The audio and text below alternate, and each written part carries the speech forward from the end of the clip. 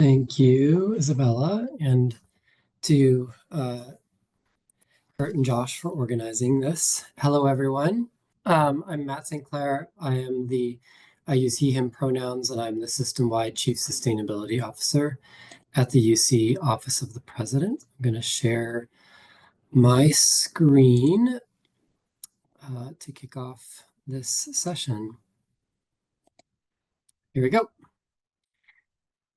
So this first session of the workshop today, following Stacy's inspiring and thought-provoking keynote, is on UC fossil-free living lab examples. I will briefly introduce our wonderful panelists that we have for this session today. Starting with Josh Morejohn. Josh works to develop an innovative energy management strategy at UC Davis and supports his team in implementing a wide variety of energy projects across the campus. He is a licensed professional engineer and a certified energy manager, and received a BS in mechanical engineering at UC Davis, as well as a BA in Spanish.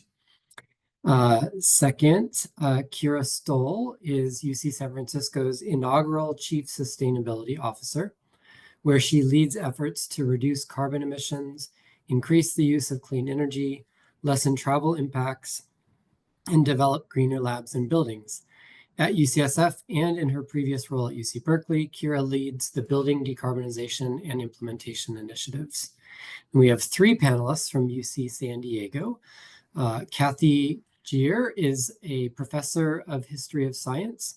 She is a founding member of the UC Green New Deal Coalition, the academic Senate representative for the UC San Diego Decarbonization Study, a former chair of the UC San Diego Committee on Campus Climate Change, and is a member of the Jane Taranis Climate Change Education Requirement Committee.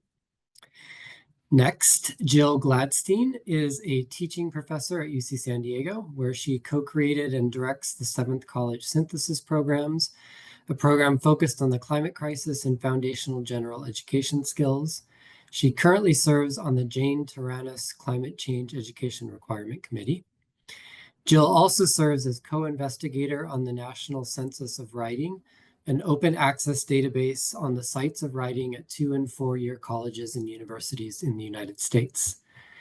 And last but not least, Brenna Gormally is an assistant teaching professor and associate director of project-based learning. She has extensive experience in creating project-based curricula that challenge students to learn through collaborative interdisciplinary work, and currently teaches living laboratory courses focused on campus decarbonization. So with that, some quick logistics before I hand it over to the first presenter. We're going to have 3 presentations, about 20 minutes each, and then we should have 20 minutes after that for questions and answers. Please type your questions into the Q&A box on the bottom of your Zoom screen. Chat is also enabled, so please use that to network and connect with each other. But for questions for presenters, please go into Q&A. And Matt, I just want to chime in. Yep. The networking, we're not going to be able to give out contacts after this conference, so any networking you're going to have to do would have to be within the chat during the conference. So that was my mistake earlier. But if you want to network with somebody, do it through the chat. Thanks. Great. Thank you for that, Kurt. And with that, I will hand it over to Josh to kick off this panel. All right. Thanks, Matt. Going to be talking about, as far as living lab, my title is Campus Infrastructure, and I want to talk about in the spirit of the workshop concept that we've founded this on is talking about real problems, real solutions. We want this workshop to be focused on the kind of the people that are actually in operations and working through real issues and the good, the bad, and the ugly. So we didn't want it to be a conference for people to just talk about all the great things they've done and whitewash over all the problems. So I think that one of the big opportunities we have on a campus is when we start getting involved with operations and tying that into the academic side, is that that these problems really can become opportunities. And so that's my I think that the theme of this talk, and this would be, if you could just sum it up in a sentence, and I'm going to try to keep it really brief here. I've just got some kind of case studies of different examples of this that I want to just throw out there. And not all of these are fully solved in any way. In fact, most of them are not. They're things we're working on, and more just on the challenge side than the solution side. But that's, that's what I want to throw out there. And so this is just trying to get across this idea that the operational challenges we run into in campus environment are really an opportunity, is how I see it, an opportunity for creative solutions. And then the key is to really be able to align with campus mission in terms of teaching and research, because I think that really opens up a lot of these opportunities. And so you may not have some of these problems, you may not have even some of these systems. We have, I think, some unique opportunities here at UC Davis, because we are a campus that's really been built like a small city, and we have our own wastewater plant, our own substation, our own heating and cooling systems, and so there's some opportunities there that we have that maybe other campuses don't have, and maybe some of these solutions aren't then as relevant. But what I want to get across is really more the approach we're taking, and the kind of the methodology, or the thinking that may be more applicable, and how to tackle some of these, and how to get your own campus or your organization working on this living lab type approach. So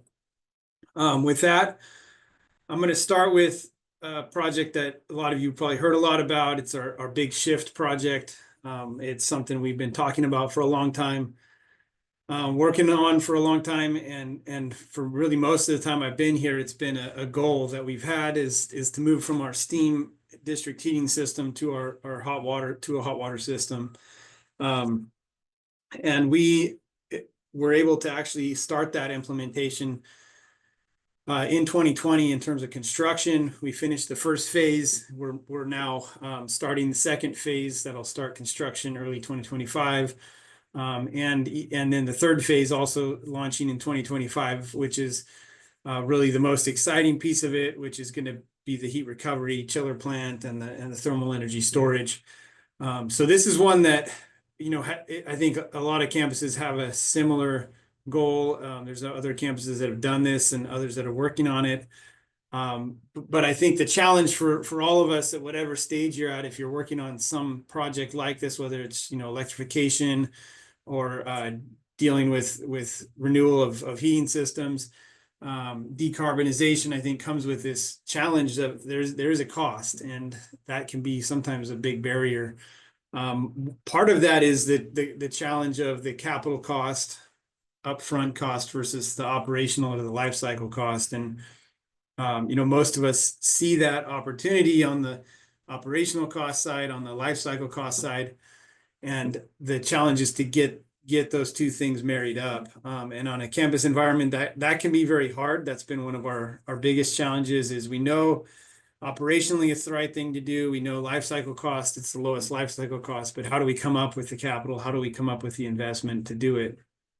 So I think when you're looking at this type of project, that's probably sums up some of the bigger challenges. On the opportunity side, and really the living lab side, I think that's where we've been able to leverage some of this relationship that we've had between the operations and the academics, and partnerships like mine with Dr. Kornbluth, and get students involved in this, and get academics involved in it, and really get the administration seeing the many different facets of these types of problems. So like we said in the intro, we've been working on different projects related to this. We've had many student projects, we've had grad students, we've had lots of studies and research papers done on this. And I think that all of those do add up and do contribute to helping the campus really share the vision for where we need to go.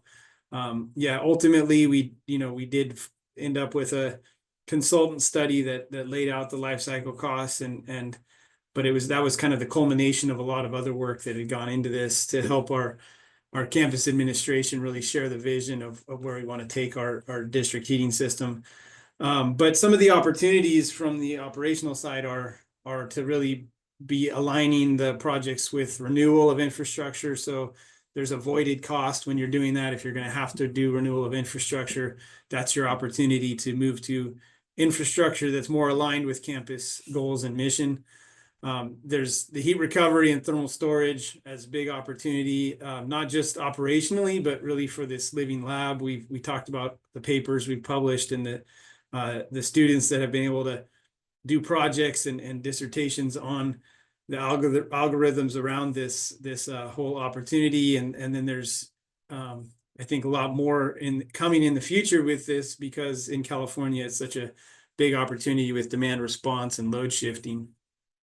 So operational efficiency, I think, is something that helps to sell these projects. But I think that when you can tie that in with some of these student projects and academics, that really can help to sell it to the right people on campus as well.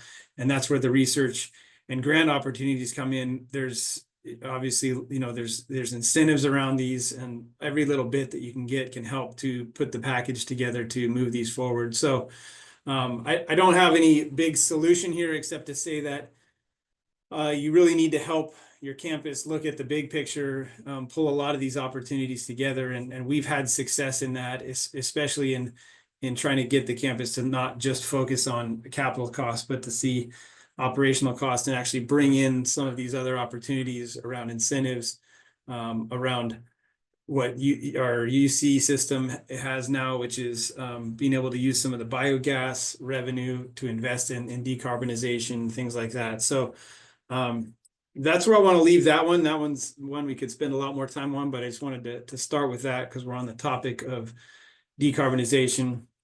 So sticking with energy, I want to just touch on another one that we are working on our campus. And we have a very large solar system that's ground mounted on campus land, 16 megawatts over 60 acres.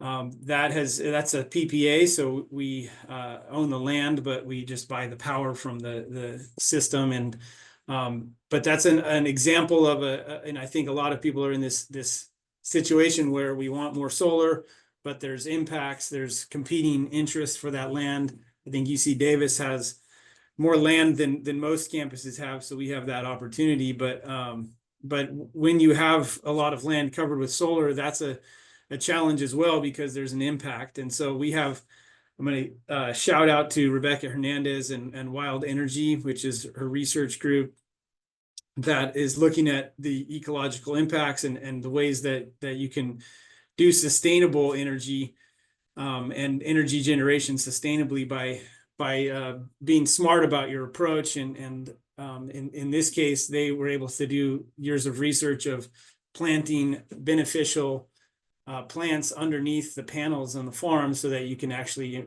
reduce maintenance and turn what would be a negative impact into actually a positive impact on the species that would be impacted. So that would be what's called ecovoltaics. And I think there's a huge opportunity for that, because there's going to be a lot of competition for land going forward with solar. And a lot of times the challenge is that people can't put solar on land because it has some other use. And so turning that land into a dual use site, and that's where agrivoltaics comes in, is more specifically generating energy plus food, plus agriculture. And that's something we're looking at for an expansion of this site, is how much of that we can tie in. We're looking at we have other sites on campus. This is a picture of one site where a professor is doing agrivoltaics research with a solar wall and partial shading. And we're looking at additional installations that we can support them. And where, from the operations point of view, Where we can help support that is if they're needing to install solar to do research, we can buy that power from them if that power can benefit the university. So you can have ag research that generates energy. You can see it that way, or you can see it as we're having energy production, and that can actually provide a research opportunity. So just another example of how operations and academics can interact and benefit each other. I'm going to shift to this one, also energy related, but this is our renewable energy anaerobic digester, a little more on the bioresources side. This one is a digester that we inherited on our campus. It was built by a private company that was it would develop this digester with some partnerships with the campus. And then ultimately the campus had to take over the operation. And so that was our challenge, is what do we do with this digester facility? SB 1383 came along in California, a bill that requires diversion of food waste from landfills. So organizations became much more interested in this type of facility and where do we take the organic waste that can't go to the landfill anymore? And so this digester takes food waste and can convert it into biogas. And the challenge for us was how to actually do that operationally in a way that is effective and not just an investment that will never pay off. And so that's been a big challenge for us. It's a big opportunity as well. And we've had some engineers working on this on campus that were able to turn the opportunity or create an opportunity where they designed and built an ammonia extraction unit where our digestate was too high in ammonia to be able to go to a wastewater plant that was becoming a big cost. They turned that cost into an actual revenue stream by extracting that ammonia with a distillation unit and then turning that into organic fertilizer that could be sold, and then the treated digestate can go to the wastewater treatment plant. That was a partnership with research on campus. Then we're able to find that we could get rid of the solid waste instead of paying someone. We found a vendor that would come and pick it up. That comes out of this digester. The solid waste can go to a bird food company and be part of their production. And then the biogas itself, the biggest opportunity in terms of revenue for a biodigester is to do something useful with that biogas. And so we were able to secure a Cal Recycle grant that is allowing us to install an engine that is going to generate electricity that will go into our campus grid and charge our electric buses. We have a big bus system on campus and in Davis. So that's another opportunity where we're able to turn what was in many ways a research project into an actual revenue generator for the campus, ultimately through partnerships. And what we found is that having a facility like this, even though it is not necessary to campus operations, we don't even have enough food waste on campus to keep this going. We needed to bring in outside food waste.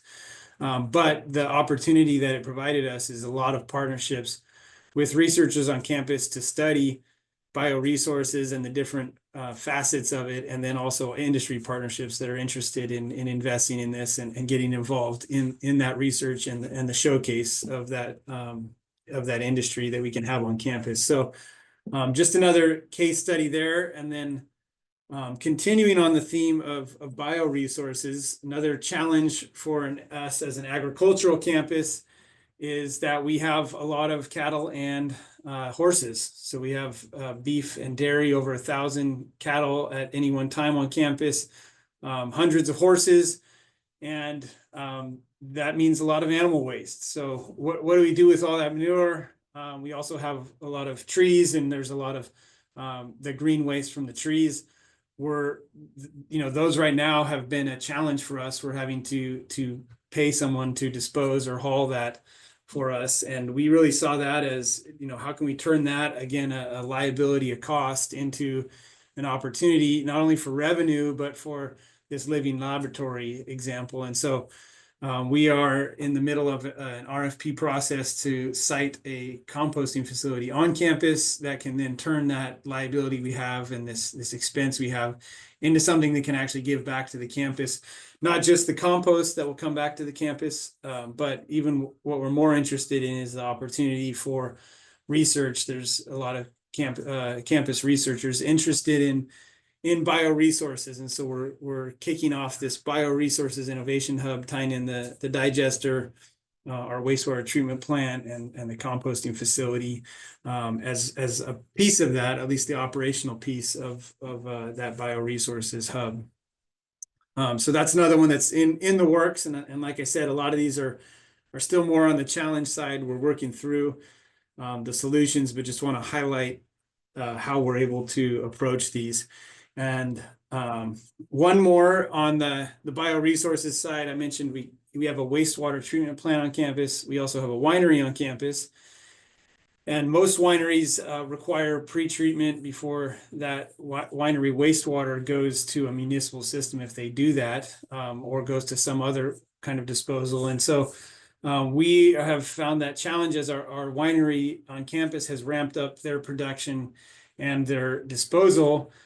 We've seen the impact of that on our wastewater plant and had to look for creative ways that we can do pre-treatment on that wastewater. And so we're in the middle of this as well. Don't have all the solutions, but one of the solutions we've looked at is a vermicomposting pre-treatment that's actually modular. That means you're actually using worms to treat this output, and the problem was high ammonia toxicity that would then kill the bacteria in our wastewater plant, lead to regulatory fines, things like that, because this wastewater from the winery has really high BOD or biological oxygen demand.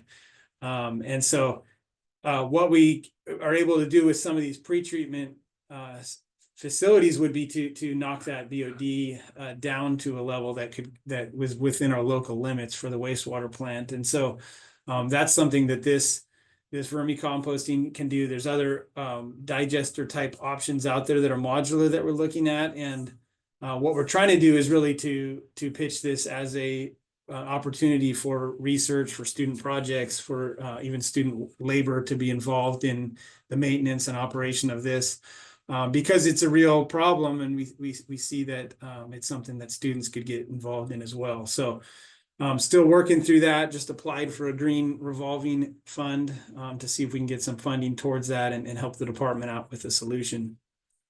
So a lot of these are these, as we just heard from Stacy, these collaborations, right? Trying to find collaborations and create those connections. And then last one I have is one that's another exciting opportunity related to operations is many in California are facing the challenge of less reliable groundwater. Our campus has its own groundwater system and its own domestic and municipal water system that we manage. As that infrastructure ages, we've looked to tap into other resources for resiliency on the water systems. And we have one big opportunity. We have an ag water system that is from a different source, a surface water source nearby.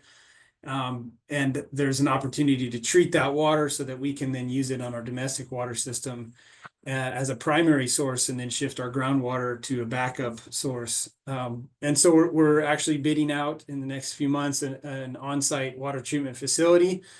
And instead of just seeing it as an operational solution, we're really looking at it as a dual purpose opportunity where we want to actually have the operations center where our operators work, have a conference, an educational center where we can host faculty, where we can host classes, where we can host students that are doing research, have offices for grad students that can be out there, and then a space in the facility itself where they can do research and install projects that are tied into our water treatment. And so it can really be a dual use facility as well. And so we've already reached out to faculty. Some of the new engineering faculty that just came to campus are actually have expertise in water and water treatment. And so made some good connections with them, and they're very interested in partnering up with these kind of opportunities. right on campus where they can have their students and their projects tied in with operations. So just throwing those out there as things that are in the works and opportunities for seeing how we approach this thinking and hopefully helpful for other people to try the same. Thank you so much, Josh. Yeah. Wonderful examples. I love your framing of these operational challenges as opportunities to collaborate with Research and Education Core Mission. Thank you. Next up, we have Gere Stoll, who can speak both to her work in developing and leading living laboratory projects and programs at UC Berkeley, and now with a perspective from her new campus, UCSF, as well. So I'll turn it over to Gere. Great. Well, good morning, and just thank you to all of you for being here and for, I know, all of the really kind of amazing and sometimes challenging work that you do in this space.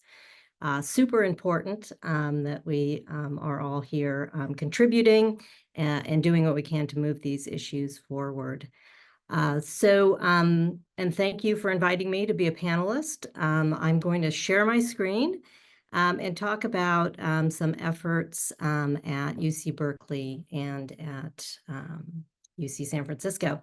So I just wanted to start by qualifying that I am no longer at UC Berkeley. I joined UC San Francisco in August of this year, and so I'm going to be giving a perspective from UC Berkeley on the work that I did before I left there and some of the groundwork that we did. And then I will talk about UC San Francisco, which is very new and fresh to me. So it will be kind of more of a kind of a reflection or some reflections on being at a new institution and seeing kind of how they're addressing the issues around living labs.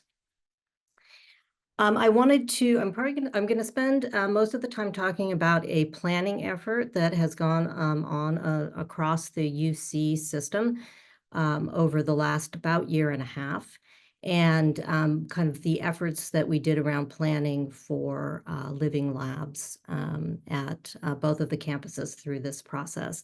So for those of you from UC, you're probably likely familiar that we all have just completed across the UC system and the health centers, a study about decarbonizing our building energy. How are we going to stop combusting fossil fuels for our campus operations in our buildings? But an important part of that study was that we also look not just at the technical solutions, but we look at the opportunities and the challenges kind of ahead in terms of climate justice, equity considerations in the energy transition, some gap analysis for larger climate planning that we're going to be doing, and then looking at living lab opportunities, particularly associated with this decarbonization effort. At both UC Berkeley and UC San Francisco, we have the same study consultants, JLL and Inclusive, that walked us through those 3, 4, and 5 deliverables. So UC Berkeley, and I did see that I have some of my former colleagues on the line, so I hope that you jump in during Q&A and give us an update on how things are going with the living lab process. At UC Berkeley, we were, in terms of our decarbonization planning, maybe a little bit ahead of the curve. We had already been in a position of looking at technical solutions. We were moving into getting ready to go into some preliminary design phases on shutting down our cogeneration plant. So we were starting to ask questions in that kind of design phase around what does this decarbonization, actual physical decarbonization, have and offer us in terms of a living lab. So we were really, in the definition of a living lab, we were saying, how can we create through this process kind of mutually beneficial partnerships and collaborations from administration, operations, and the research and learning. And so that was kind of the lens that we wanted to kind of approach this with. How are we going to move forward and kind of create a new paradigm in terms of that connection between the two? One of the things that we did at the process, both at Berkeley and San Francisco, was working with the consultants, was stakeholder engagement. So it was in both cases, it was approach of talking to people. So who are the stakeholders, talking to faculty, staff, and students, kind of understanding what their perspectives were, what their priorities might be around these decarbonization projects. So I will just briefly say that we kind of went in with core questions on both campuses. What living labs are you already aware of? What's already happening? What research is already happening? What learning opportunities are there today, and what might there be in the future? How could a living lab be mutually beneficial to the operations and to academics and research? And what support is needed to take advantage of these opportunities? So you'll kind of see as we come through with some of these results, we're trying to answer these questions.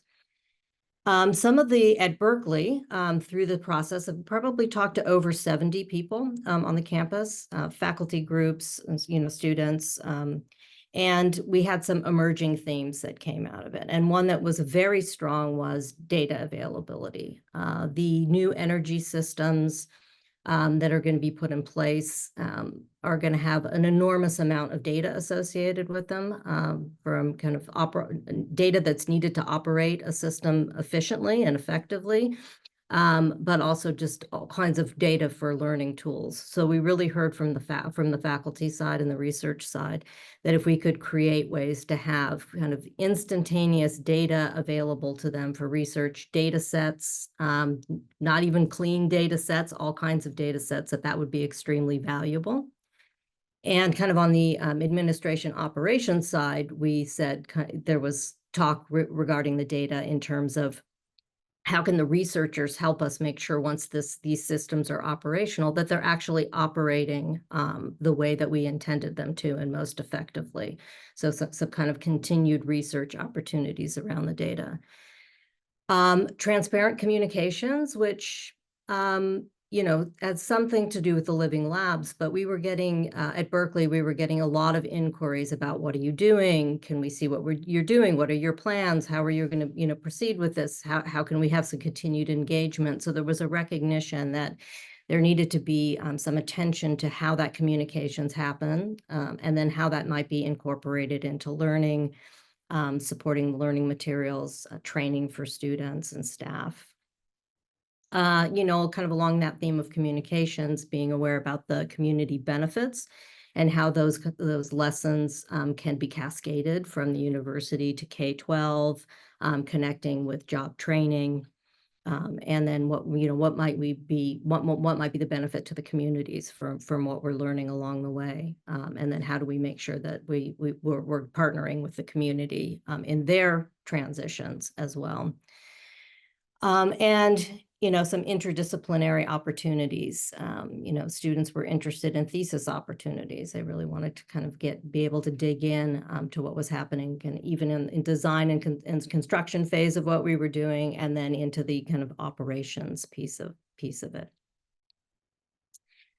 Some of the things that we started thinking about, because as I said, Berkeley was in a position of going into preliminary design for a new electrified thermal heating and cooling plant. This is a conceptual drawing, but from the outset, there was a recognition that people would want to see what was going on. So assuming that the design is still moving forward with us, that what you kind of see there are some very large viewing windows into this new thermal plant, which is in kind of a very central place of campus, and a public space there. There was also discussions about what we might create. This is a very constrained site, not a lot of square footage, but what might we do in terms of making space for visitors or for learning inside the lab? So kind of with that anticipation that there may be wanting to do tours, or there may be some more in-depth lessons that wanted to learn. So was an examination of what kind of physical space might be dedicated to that learning. And then also what could be displayed externally for those people that might just be more in a passerby situation. There was also discussion about how not just the plant itself, but the whole campus as it transformed into this, renewable microgrid would be kind of a physical learning lab for people in the community. So, solar installations, battery installations, even construction sites, what's happening underground when you're digging the ground up. So there's a lot of opportunities in kind of thinking about how that would become a communication tool. And then I'll just end on one of the really illustrative examples of how a mutually beneficial living lab can work and sprouted at Berkeley. So about 3 years ago, there's a researcher, Kenichi Soga, faculty member in engineering at UC Berkeley, who has one of his areas of expertise is the underground and geothermal, and was very interested in also the partnership with LBNL's underground geothermal researchers in using the Berkeley campus as a little bit of a test bed. Professor Soga got a grant from the Student Environmental Resource Center, the TGIF fund, which is a student grant fund, some administrative funds, and we did a test borehole to see what the conditions of of the Berkeley campus geology might be for geothermal heat exchange. So it was an exciting kind of investigation research piece, but we were also asking the question, could geothermal heat exchange be part of our new campus system? Excitingly, the results were that the soils were in a favorable condition. And we actually started designing into the new system geothermal heat exchange. So what you see on the right-hand side of the screen is a concept of underneath that thermal plant that there'll be geothermal boreholes and a geothermal system. And as time evolved, not only from a technology standpoint that this was very valuable to the system, but it was also connected to making the project overall potentially more eligible for Inflation Reduction Act financial benefits. So segueing in now into UC San Francisco, I will say, as I joined UC San Francisco and looked at their decarbonization study, I was excited to see that there is a consideration at UC San Francisco also for geothermal, different kind of system than what Berkeley is looking at, and have already called on Professor Soga to talk with the energy team here to get his expertise and input into who we need to talk to, how we might pursue this.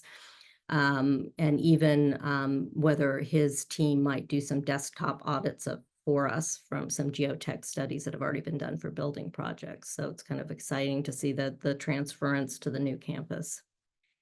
All right, UC San Francisco. So I am less familiar with this as I came in at the tail end of the process, but it was very valuable for me to kind of have this study kind of completed when I got here, so I could really understand the landscape of the living lab and some of the emerging ideas that have sprouted here.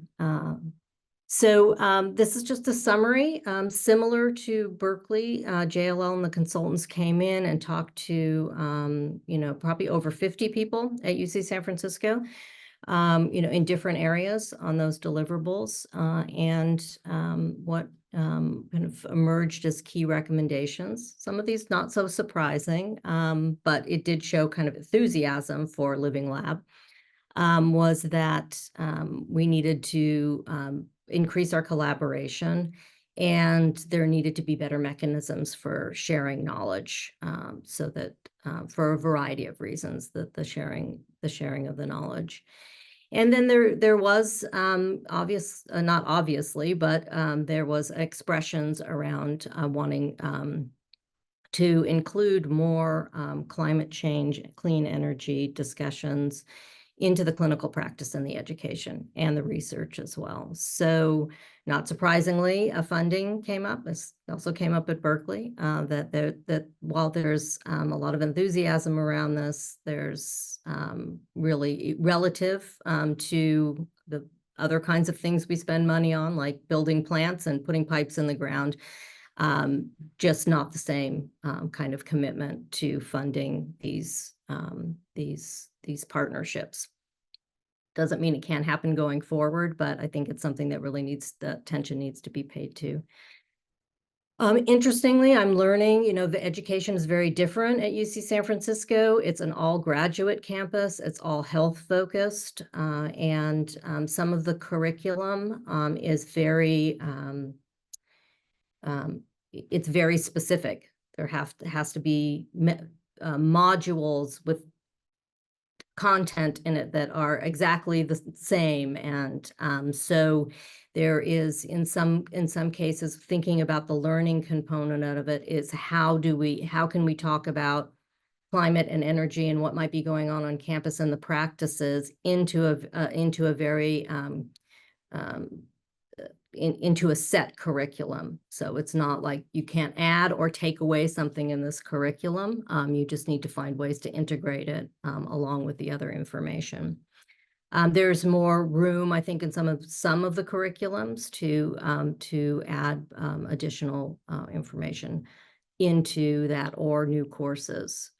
So, I'm learning more about that piece of it as well. One of the things that's really great about doing a study like this, in any case, is that often you don't know what's going on. And so I think a very valuable exercise, part of this exercise was just understanding things that were going on and finding new people to build those partnerships and those collaborations. So UCSF has some pretty impressive climate-related living labs already. There is a medical director for sustainability, Dr. Seema Gandhi. Part of her charge is greening the medical and the health side of it, and then in turn, as a faculty member, kind of teaching about those practices. The UCSF hosts a UC system-wide center, the UC Center for Climate, Health, and Equity. And they are touching in all kinds of areas around deep research into this area, learning curriculums, providing fellowships to existing clinicians that are looking at different ways to green the practices and teach in the curriculum. Saw a presentation that they did at a UC Global Climate Leadership Council meeting last month. And it's just impressive what they have been able to do and how many people they've kind of reached across California and beyond just in the short time that they've been around. So a lot of mighty work can get done with a small group of people that are being supported. So we hope to see them expand their work as well. There is again, a graduate campus. It's still different than Berkeley, where I came from, when we talk about climate action and student activity here, but there has been kind of a series of student actions and studies, research focused. And there is a recognition, either patient serving university and medical centers, and there's of course a heightened awareness of things that are happening around climate change in terms of wildfires, smoke, heat, and all of these and all of the ways that climate is going to be impacting health. So there's a awareness around that, and then I think a real motivation to address that kind of at home in our community and in the teaching. And then training and education opportunities. As I said, integrating the curriculum pieces into existing medical blocks, kind of daylighting some of the areas that we might look at for education around kind of statistics. And one of the things the Office of Sustainability at UC San Francisco does is work with the medical side on understanding the carbon footprints of the clinics and how they might put forward. And of course, there's a lot of research opportunities, mostly focused on health, and you'll find the climate impact areas there. So with that, I'm going to stop sharing my screen and turn it back over to Matt. Thank you, Kira. That was great. And thanks for being willing to talk about your former institution and you've moved on from and your new institution, even though you're brand new. You did a great job of summarizing some great projects and ideas from both campuses. So appreciate that. I'm sorry, Matt. I'll stop sharing in a moment. No worries. We will now move to our third panelist, or group of panelists in this case, from UC San Diego. And you already got a sneak preview in Stacy's keynote, where she mentioned this Decarbonization Living Laboratory course at UC San Diego, which is pretty amazing. So we've got 3 people involved in creating and leading that course. And I will turn it over to Dr. Gere, Dr. Gladstone, and Dr. Gormally from UC San Diego. Hello, everyone. And thank you so much, Matt, for inviting us to present on this project. We've been the dream, these are my dream team, Brenna and Jill, and we've really done some wonderful work together this year. So Brenna, if you could just hit the next slide. Yeah, so I'm just going to do this one slide and then one at the end, and otherwise I'm going to hand it over to Brenna and Jill to talk about the actual nuts and bolts of the class. But yeah, an overview. So as others have mentioned, this is part of these decarbonization studies that have been underway at all 10 campuses. And UCSD is, each campus is different. UCSD is unique in all kinds of ways.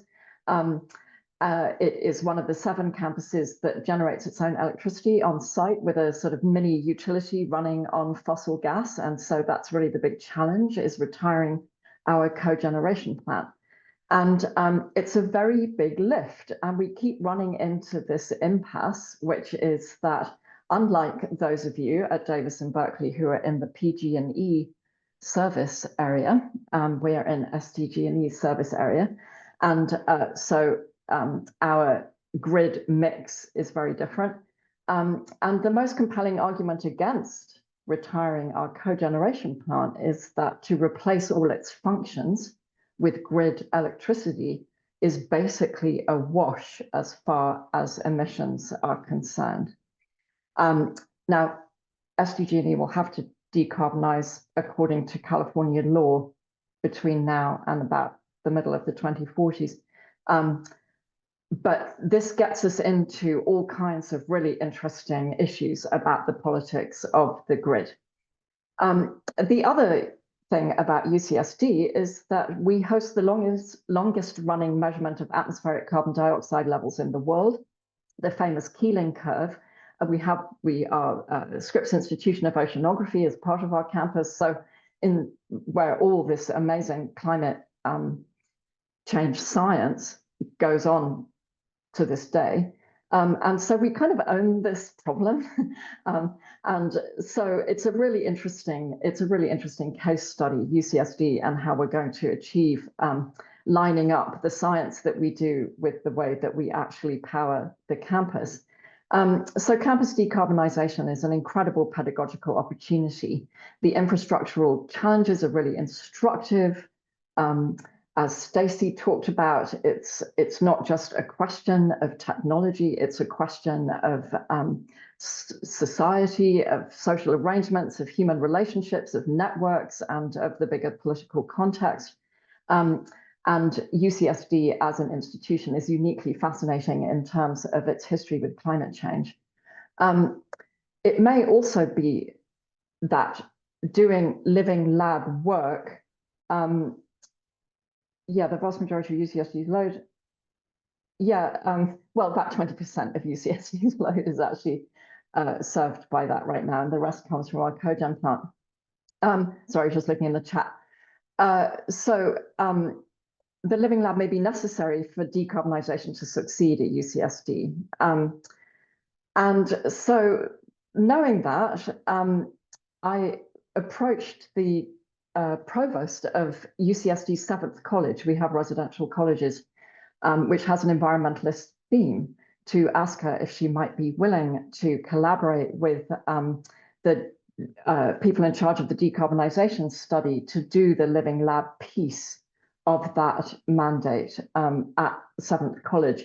And we arranged for a memorandum of understanding between our energy managers, the college provost, and the wonderful directors of the academic program, Professors Jill Gladstein and Brenna Gormally. And I'm going to hand it over to them to tell us how we did it and what the lessons were.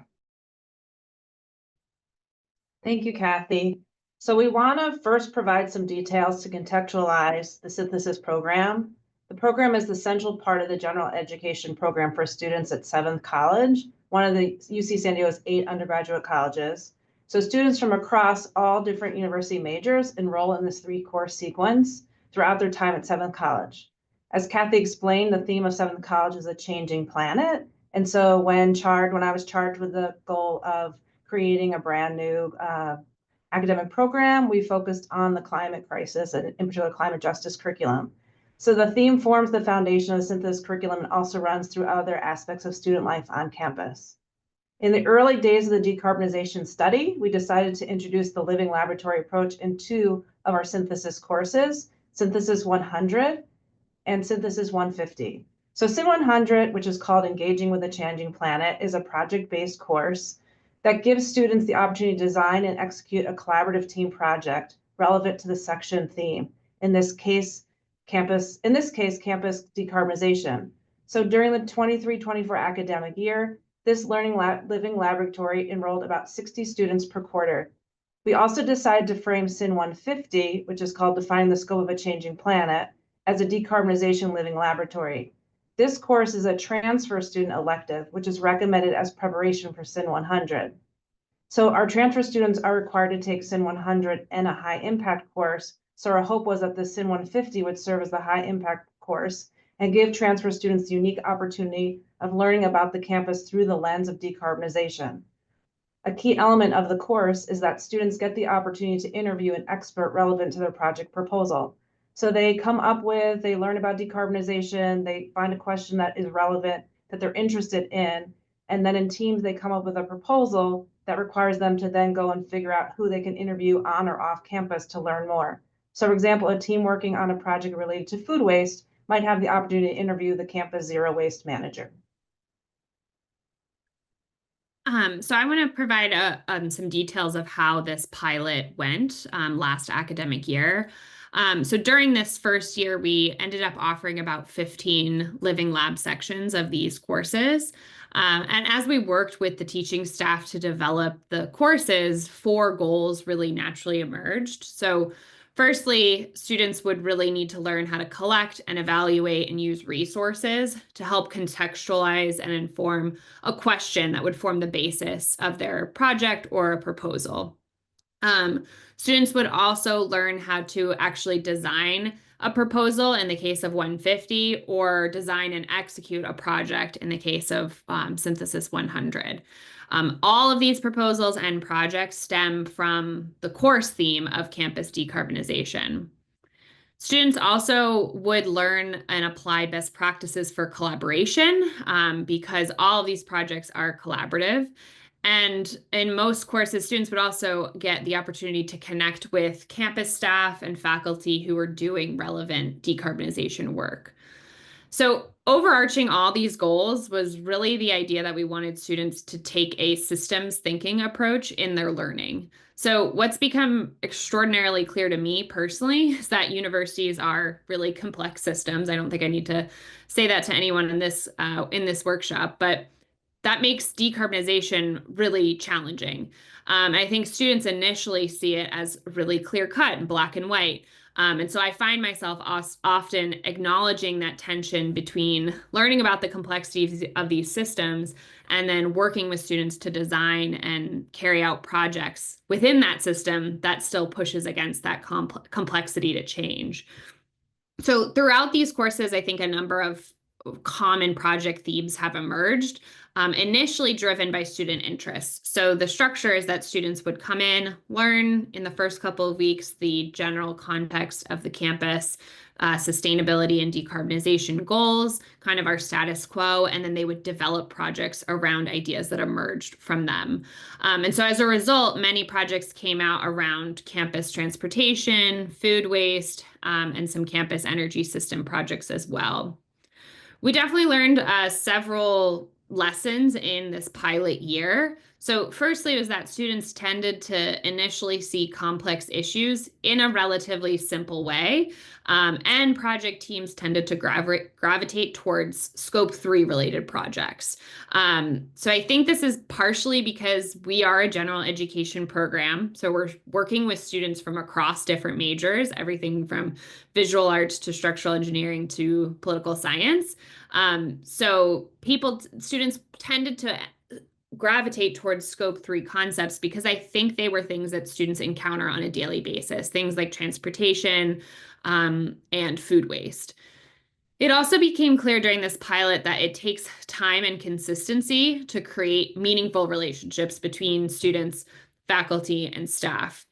And so early on, we felt it was really important for students to see staff as partners and vice versa. So speaking to some of that mutually beneficial relationships that were spoken about earlier.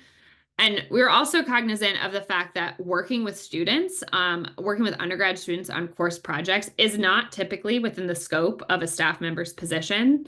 So we have spent a lot of time searching for and testing ways to really build those mutually beneficial relationships between students, staff, and faculty that aren't extractive in nature, but really are collaborative. And then finally, we saw the value in cultivating some level of institutional memory for moving projects forward. So for context, at UC San Diego, we're on the quarter system, which is only 10 weeks long. And so students in these courses were designing and getting as far as they could on projects in just a short 10 weeks. And we wanted to prevent students from doing the same kind of projects over and over again. And so last year, we created a pretty simple Google site where students in the Living Lab sections would submit their work. And then it became a resource for future Living Lab students going forward. And I will just pop the link in the chat there. It's also on our last slide as well. And we'll speak a little bit later about how this pilot of a Google site has evolved into a larger program-wide digital portal.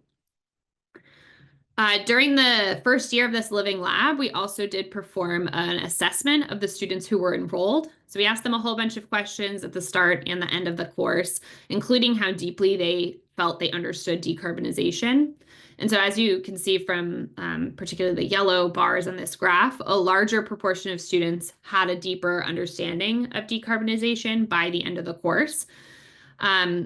Additionally, over 80% of students reported that their project or their proposal enabled them to better understand the leverage points for reducing campus emissions and the complexities of these energy systems and sources of emissions. So we find these results pretty exciting, especially considering these Living Lab courses were in a general education program that enrolled students from all different majors, many of whom may never have experienced or learned about campus decarbonization anywhere else on campus. And also a higher proportion of students reported stronger senses of belonging to the campus community after taking these courses, which we find particularly encouraging for transfer students who took Synthesis 150.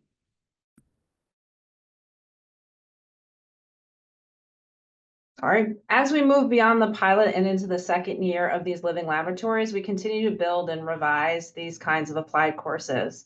And so one way we are currently doing so is experimenting with a client model. So as Brenna was explaining, last year, all projects were driven initially by students. They would come in, learn about a decarbonization and come up with their own question and figuring it out, developing their project or proposal ideas, and then connecting with relevant campus resources. Recognizing the potential for overburdening the same campus staff members. So unfortunately, people who had in their title, zero waste manager, sustainability, they were constantly being contacted. And so this year, instead, we contacted campus partners to solicit ideas for challenges and questions or projects that could frame the living laboratory sections. So we kind of flipped the model where now we're asking our stakeholders, what is something that you would like students to engage with? So from this solicitation, we developed this quarter that Brenna and I are both teaching 2 Synthesis 100 sections partnered with a specific client. So I have developed a climate communication lab centered on campus zero waste goals in partnership with the Zero Waste Manager and the Housing and Dining and Hospitality Sustainability Coordinator. The driving question for this section is campus waste diversion a communication problem? So during the first 2 weeks of this course, students engage with campus and university resources to help contextualize the zero waste goals and current diversion rates. After forming project teams and generating initial list of questions, the Zero Waste Manager and Housing and Dining Hospitality Sustainability Coordinator joined class for a day to discuss their initial ideas. And what I'm finding out is by having a client who is able to directly communicate the problems to students, it's helped the students focus on their projects and not kind of just going for like the low-hanging fruit of a website or whatever they think, that actually it's helped them or go into this unproductive rabbit hole where they just aren't getting anywhere. So for example, I have a group that wanted to create a website on zero waste, even after the Zero Waste Manager basically shared with them the website that she had just created. And so they were all excited, and I had to say, I'm sorry, but our client is not asking for a website. This is some of the things that she is asking for. And so they actually now are working on more of a module during orientation on how to teach about zero waste. I have another group who was told by the HDH Sustainability Coordinator that their idea to have a flea market at the time of move in and move out would not work because of staffing and storage. And he was pretty adamant about how this is not going to work. This group actually they were like, no, we need to do something there. And it keeps coming up, this idea amongst students about trying to do something at the end with move out. So I told them, okay, you can try to, so they're basically doing a feasibility study on what would it take to do a flea market, knowing that they have a skeptical client.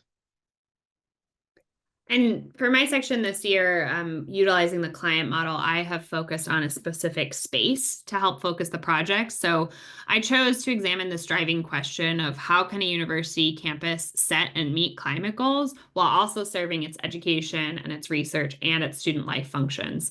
And so I felt a natural application of this question was to focus on the student center, which at UC San Diego is called the Price Center, because it's really where so many of those functions overlap. It's critically a student life center, but it also utilizes or serves education and research purposes as well, and administrative purposes. And so I've been working with one of the key staff members there, as well as a undergraduate intern who've really been invaluable assets for student projects to, again, help them move past sort of the initial low-hanging fruit to lean into the complexities of those systems and to just be more of partners in these projects.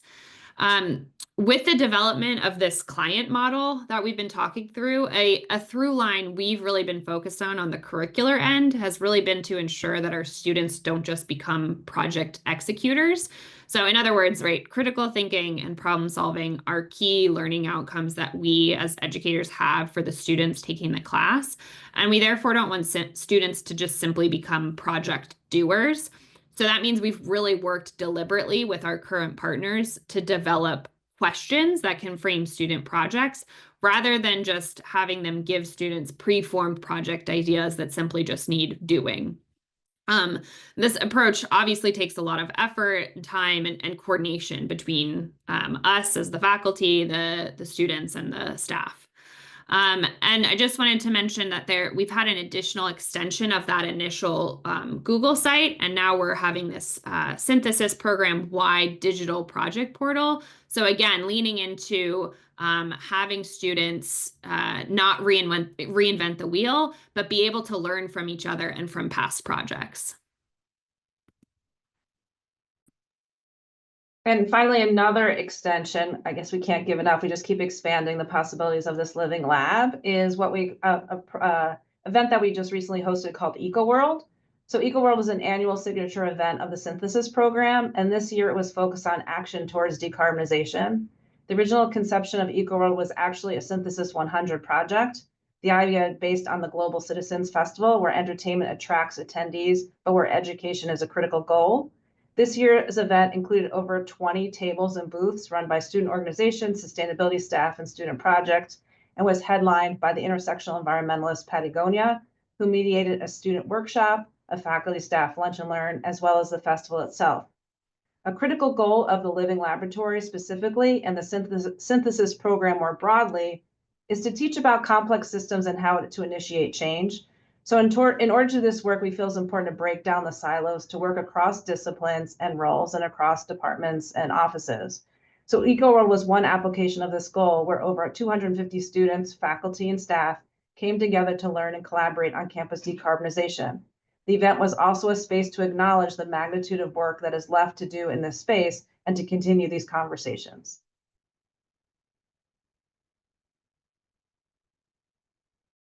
So finally, here are just some ongoing things around campus decarbonization. So UCSD is quite pleased to be one of the first universities in the world to have a climate change education requirement, which has just been rolled out this fall. And so we want to integrate this living lab idea into a community of practice around that education requirement. And part of the function of doing this work with undergraduates is to get the word out about UC decarbonization and about really what it means to move from carbon neutrality as a goal, much too reliant on carbon offsets, to actually decarbonizing our energy systems. It's a sort of proxy for the whole energy transition because UC is a very big and hungry institution, energy hungry institution. And so get the word out and see how fascinating this is, really. Campus decarbonization is still very much under debate. And so seventh college students can be part of that conversation very fruitfully for moving this agenda forward. And over this year, the three of us and the other campus partners that we've been working with, we're developing this praxis of cultivating community trust among the operations staff, especially between the operations staff and faculty. So we meet on a regular basis as a group, but we're still teaching students to question the system. So it's a very delicate needle to thread. We're not just here to kind of, serve a particular sort of greenwashing kind of goal. We're here to advance the conversation and bring some critical thought to the whole debate. But I think the genius of Jill and Brenna is that through this very practical kind of engagement, they've come up with this client model, and it gives an enormous scope of opportunity for faculty and staff on all sides of this debate, including the Campus Committee on Climate Change, for example, who've really been the committee pushing this whole decarbonization agenda. The advocacy for that took us about 3 years, but we got these decarbonization plans. So pushing that whole agenda, so people on all sides of this debate can actually engage undergraduates in the questions and perspectives that they are invested in. So anyway, that's it for us, and thank you so much for the opportunity to present on this. Thank you, Cathy, Jill, and Brenna. Really inspiring. I see lots of hearts floating up my screen, and applause from the participants. So appreciate you taking the time to share with all of us what you've done and what you've learned, and what you're planning based on what you've learned. So we have a little bit of time for questions. Please put your questions for any of the panelists, any of the presenters for this session into the Q&A box. In the meantime, since there aren't any there, I'm going to start asking my own questions instead until the rest of the audience comes up with some.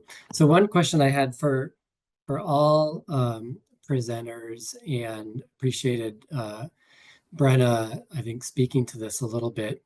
When you're trying to do living laboratory collaborations between campus operational staff and students and researchers, how do you mitigate the time demands, the time commitment for campus staff? And would love to hear from all of the panelists, from Josh, from Gere, and from the UC San Diego team, on how you turn this into a, well, I've got to do my, from a place of I've got to do my job, and if I meet with students 5-10 times a week or answer all of their emails and data requests, I won't be able to get my job done.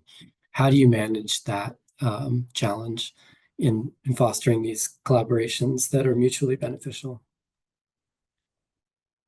I would just jump in and say that we have to see it as part of our job if we work on a campus. That's what we're here for. I mean, yeah, there is always a tension, like, got to keep things running and have a team that reports to me that I have to support. But you know, I was a student here and didn't know anything about the operations of the campus as an engineering student on campus, and I think that was a huge missed opportunity. And I want to make sure you know, students get that opportunity here. And I also think that the other side of it, though, is that if we see these collaborations as mutually beneficial, you know, I think that the more that the academic side of the campus supports the operations side, it's a win for operations, instead of being a battle always fighting against the academic side. So, and I thankfully I've had a lot of support from my boss, from my administration on that front. I think, you know, you go up to the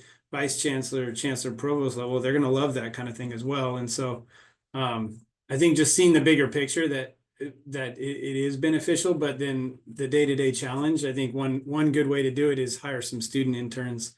That's a good start, at least. And you know, you can get them trained up, they can train other students. And so that's a good way to at least start on some of these things, is you know, start small.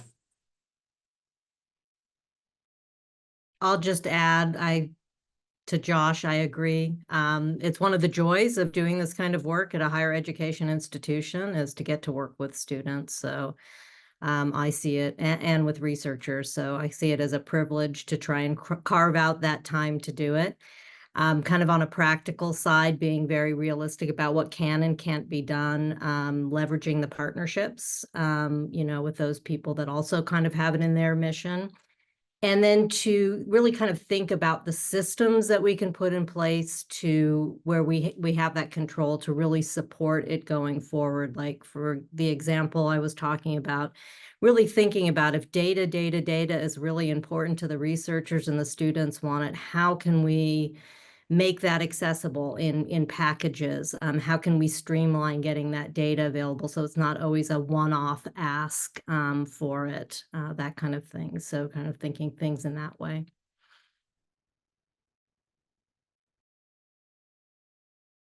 I think the only thing I would add is, you know, because we're a general education program that's working at a larger scale, so it's a little different than like a single faculty member wanting to partner with one of the offices. And so from our internal perspective, we've really tried to actually create staff positions that help funnel some of those student requests. So it's not that there's, you know, 8 different project teams having to coordinate with a sustainability staff member, but that it's all coming through one person within the program. And I like Josh's point about student interns, because we've also found that that's a really good partnership and way to kind of lighten the load on the staff member and actually have student to student work happening as well.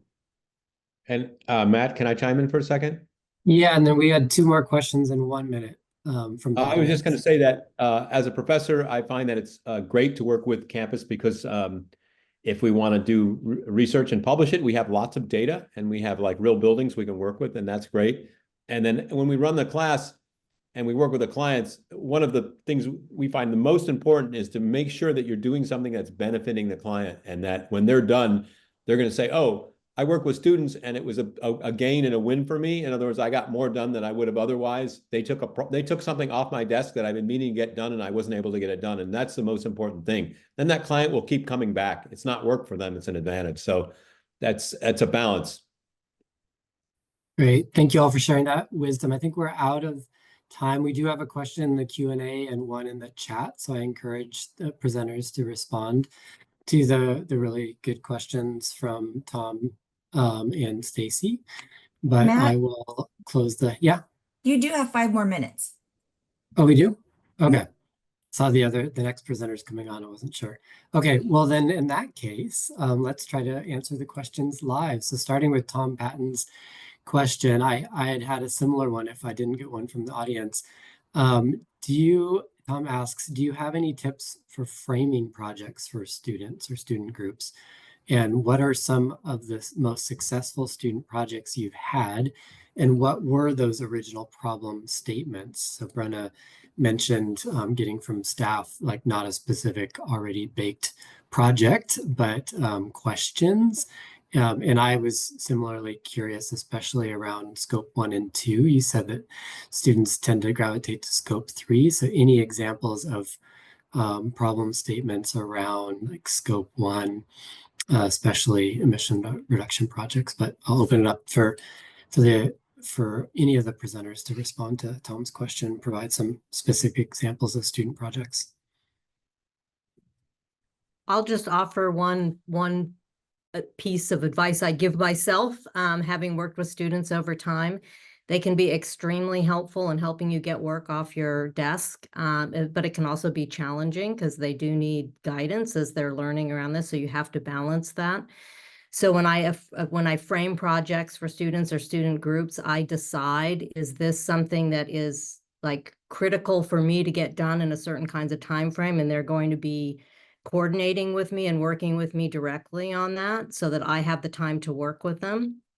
Or I create the projects, which often can be more successful and I can manage more of the projects when the students define the projects themselves and I help them with their goals and their outcomes for their delivery, and it's not necessarily so connected to the projects themselves. So some practical pieces on that. And scope 1 is challenging.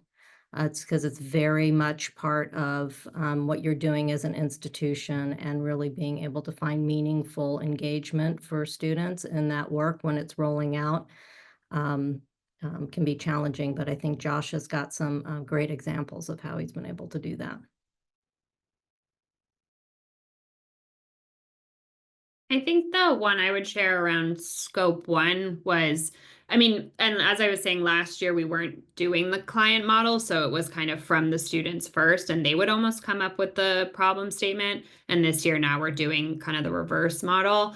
But it was this question that students had around like how the campus communicates around decarbonization, and particularly scope 1 emissions, because it's a complex issue that, again, your average undergraduate student is not engaged with. So they kind of took it from how do you engage students in this work on campus? And so then their project really became a really deep dive into the status quo, like where were we at that time? Because it was at the very start of the decarbonization study, and just trying to come up with a project that then could almost serve the foundation for the first thing that students would look at when they were starting future projects. And it's actually became a thing that I used in the rest of my classes going forward last year, because I thought it did a nice job of just telling students where we're at now without getting really into the weeds. So it's not to say that that solved any of the infrastructure problems, but came at it from like a communication lens.